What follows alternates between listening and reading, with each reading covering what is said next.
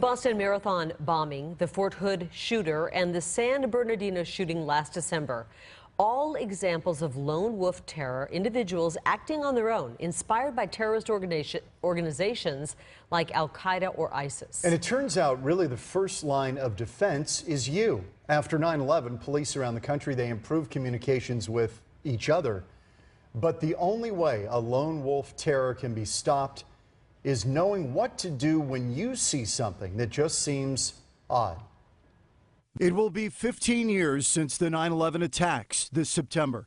A lot of time to digest what went wrong and why authorities couldn't connect the dots and figure out what 19 Al-Qaeda hijackers were planning. As a team, and if we share information, that is the purpose, and that's what the Fusion Center does. As a direct result of 9/11, states learned how important information sharing was. And a so-called Fusion Center was opened in Arizona in 2004, also known as the Arizona Counterterrorism Information Center, or ACTIC. It's a joint command center run by DPS.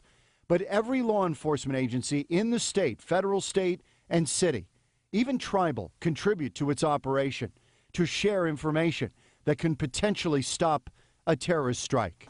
Information comes in, we connect the dots, we disseminate it, but not just in the state. Arizona is the leading fusion center as far as sharing information, what we do, how we share information. On assignment to ACTIC, Phoenix Police Detective Sarah Gasper and DPS Sergeant Arthur Avidia.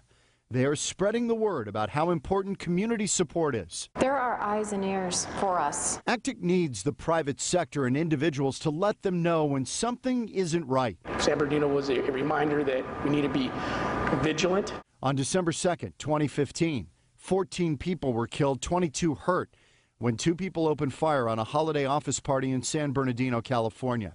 Syed Farouk and Tashfeen Malik were later gunned down by police. A married couple, they were called homegrown violent extremists by the FBI. And they spent more than a year planning this attack. And the clues were out there for others to see. But again, no one connected the dots and reported suspicious activity.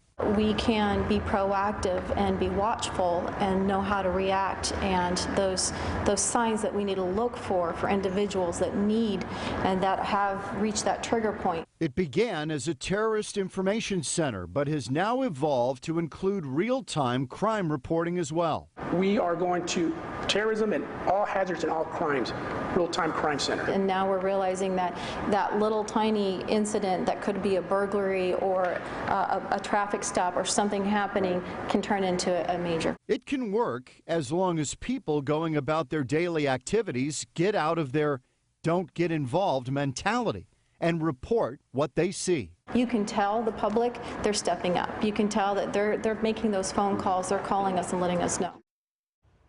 And if you see any suspicious activity, you can report it immediately to the Fusion Center, and we've got a link for you with tonight's story on fox10phoenix.com.